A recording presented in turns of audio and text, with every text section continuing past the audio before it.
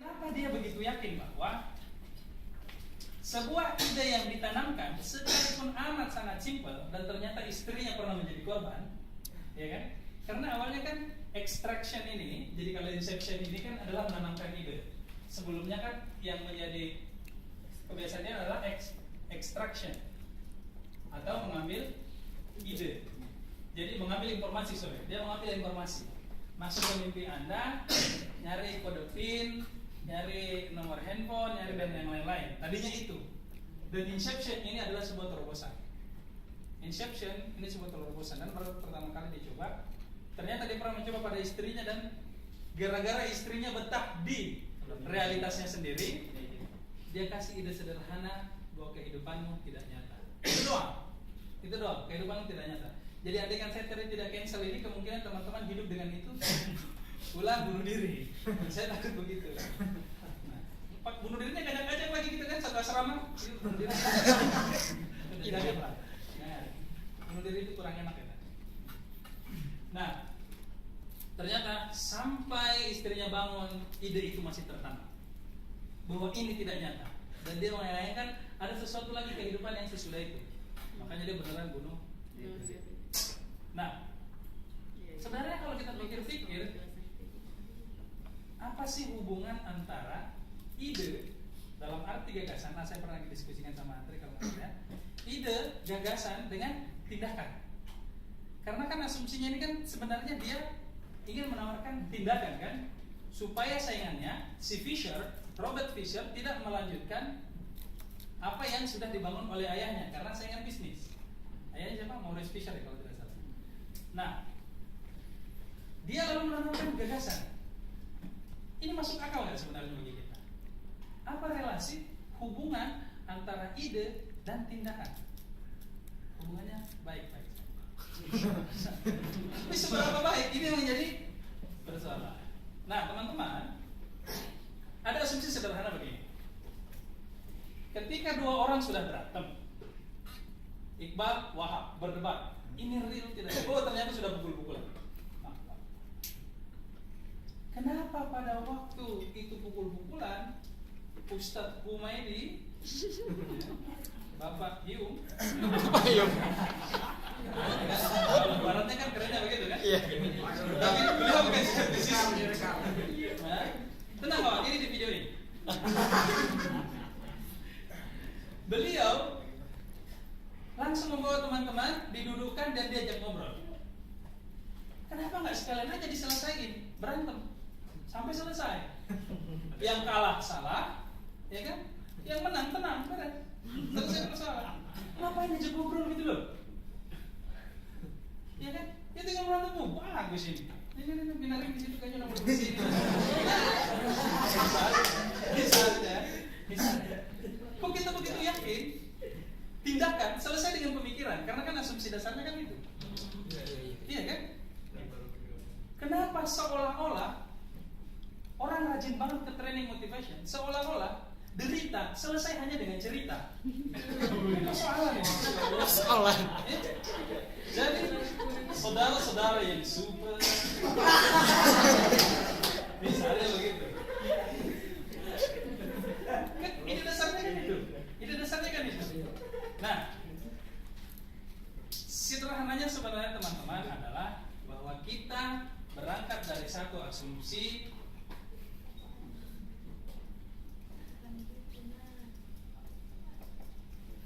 Kayaknya spidol sudah kurang bersahabat. Kita berangkat dari asumsi bahwa tindakan seseorang dipengaruhi oleh apa yang dia pikirkan. Asumsi sederhananya itu sebabnya kenapa ketika seorang sudah berantem, enggak, ini mimpi, kata Wahab. Karena mulai berpikir kalkulatornya tidak cukup menghitung 1000 tahun capek, ya kan? Ini mimpi. Kata Iqbal, tidak, ini real. Berantem. Pada waktu berantem kan orang bisa cari tahu apa persoalannya. Jangan fisik dulu, apa ini persoalannya? Kalian berantem apa? Yakin saja ketika di-track dalam ke belakang, dikejar ke belakang, ada perbedaan pemikiran. Minimal mungkin persoalan ekonomi. Wahab sebenarnya percaya ini real, tapi karena ada yang sogok dia, ayolah, Dikasih voucher nasi goreng, ya kan? 1 minggu setengah piring. Misalnya, ada saja. Sehingga ketika dikejar ke belakang, yakin saja tindakan itu pasti berangkat dari suatu asumsi pemikiran. Dan pemikiran itu gila. Sangat susah. Karena ketika mengatakan tadi contoh ketika tadi saya katakan jangan pikirkan I guess. Sekalipun di situ ada kata jangan, teman-teman pasti memikirkan I guess. Ingat, tidak boleh ingat sama sekali mantan. Oh, langsung gini semua. Teman-teman tidak peduli kata tidak, gitu. Yang teman-teman langsung jadinya nangkapnya apa gitu. Mantan.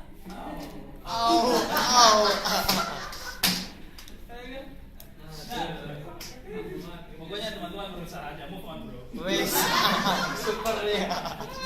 Jadi saudara-saudara yang super, di balik orang yang sukses selalu ada mantan yang menyesal.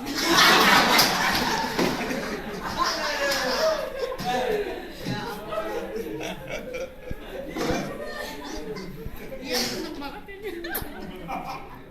Mario bro. Iya nggak tahu kenceng kayaknya berusaha buat kurang asam, tergopi. Nah, cerita sederhananya begini.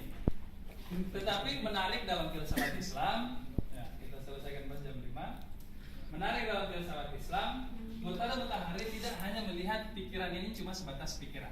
Dia bikin leveling. Ada beberapa tahap-tahapan. Nah, tindakan tetap tindakan atau perbuatan. Praktis di situ. Nah, pemikiran tingkat awal yang berhubungan langsung dengan perbuatan ini biasa disebut sebagai ideologi. Ideologi kumpulan keyakinan seseorang atau sebuah komunitas yang tidak hanya sebatas keyakinan biasa saja, yang bukan lagi cuma sebatas keyakinan abstrak secara umum, tetapi sudah ada turunan-turunan ke bawah. Sudah konkret. Terapan-terapannya bagaimana? Jangan makan. Nah, ini level 1, level paling dasar. Kalau ibarat mimpi, ini mimpi pertama dari pemikiran. Nah, bagaimana mengetahui ideologi seseorang? Bagaimana mengetahui keyakinan yang dianut seseorang? Tinggal pelajari sesuatu yang membangun ideologinya. Apa itu? Pandangan dunia. Bagaimana pandangan dunia dia? Dan sebenarnya tadi kita termasuk salah satu berdebat persoalan pandangan dunia. Pandangan dunia sederhananya ini melibatkan tentang pandangan kita tentang Tuhan, alam, manusia. Tuhan, alam, manusia. Asumsinya. Saya tadi mengajak teman-teman untuk berdiskusi tentang alam. Apakah alam ini real atau tidak? Boleh saya ganggu kembali keyakinan itu? Boleh. Oke. Siapa yang sudah pernah nonton film Matrix? Matrix ya kan? Ayo angkat tangan yang teman-teman yang sudah nonton. Dan saya tahu, saya setidaknya nyambung. Matrix tahu ya? Mau Matrix 1, Matrix Yang penting Matrix. 2, pokoknya yang penting Matrix. Ya. Asumsi dasar film Matrix sebenarnya kan mirip dengan film ini, bahwa dunia yang dia huni itu bukan dunia yang sebenarnya. Menurut teman-teman, film itu masuk akal atau tidak?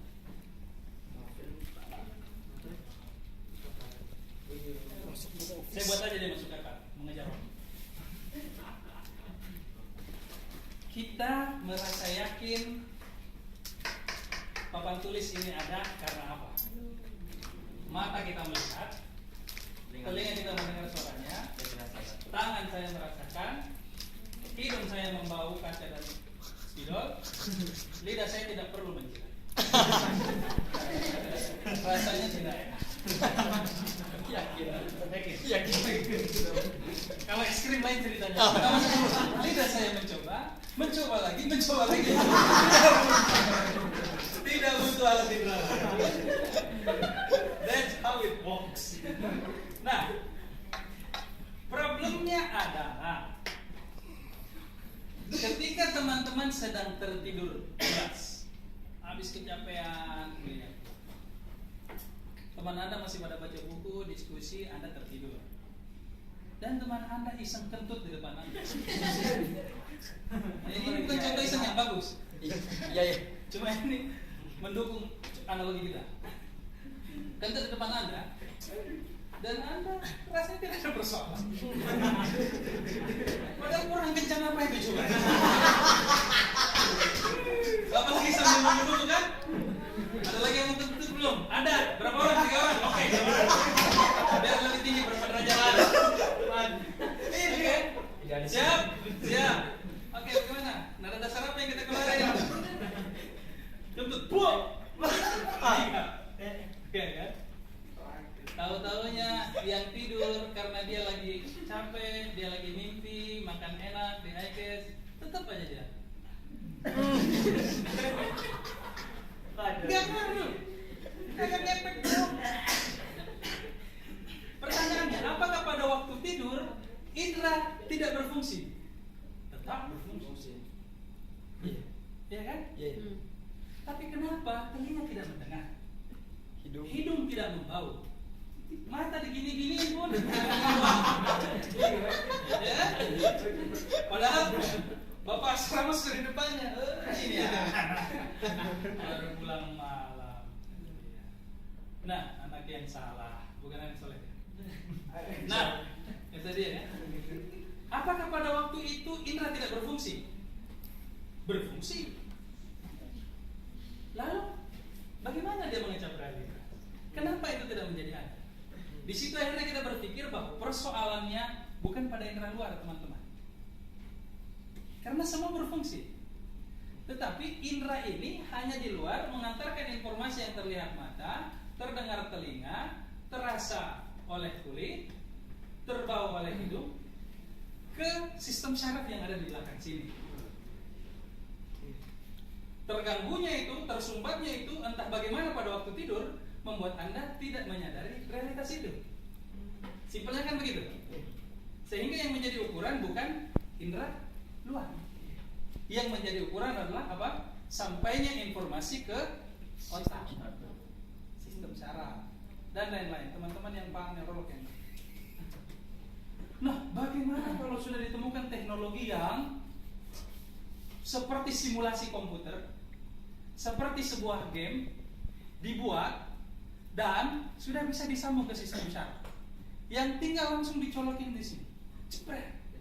Sama seperti Neo di film Matrix. Saya nggak tahu, bekasnya masih ada kamu. Neo putih Pak, Neo putih. Ya, saya Neo versi lain. Ada lain. Saya old. Dalam tingkatan yang lain. Iya kan? Bagaimana kalau itu yang terjadi? Bahwa sebuah game didesain sedemikian hidupnya, tinggal ditempel di sini, masihkah indera dibutuhkan? Tidak. Anda hidup dalam mimpi yang ya lagi kuliah. Terus masalah makan bagaimana? Ya tinggal diinfus. Ya kan? Dari kecil tinggal diinfus. Jadi jangan teman-teman ini, kalau versi tadi kita sharing satu mimpi, ya kalau ini sekarang saya antar kembali ke dalam tamu. Nah, teman-teman itu cuma orang-orang yang di dalam. Perasaan saya juga nggak ya. Nah, itu kalau versi rasionalisasi dalam cerita. Nah, lain kali baru kita pecahkan yang masalah itu. Nah, kembali persoalan ideologi, perbuatan dipengaruhi oleh ideologi. Ideologi itu dipengaruhi oleh pandangan dunia. Nah, kalau tadi itu berarti pandangan yang tidak menganggap alam ini nyata. Nah, lalu terakhir bagaimana memahami pandangan dunia? Nah, teman-teman, di sinilah teman-teman belajar tentang epistemologi. Jadi kesimpulannya adalah bahwa jangan teman-teman berkecil hati, ngapain kita cuma belajar filsafat atau apalagi jurusan selain filsafat? Tafsir, apalagi? Yang kecil. Udah. Dua. Ya, teologi dan lain-lain. Itu sangat berkontribusi bagi perbaikan kehidupan, khususnya bagi peradaban. Karena konteksnya gagasan-gagasan ini akan diturunkan, bisa ditanamkan untuk mempengaruhi tindakan seseorang. Saya pikir persis jam 5 pengantar dari saya. Kalau kita tidak ada pertanyaan, lain kali bisa kita lanjutkan diskusi. Sekian, assalamualaikum warahmatullahi wabarakatuh.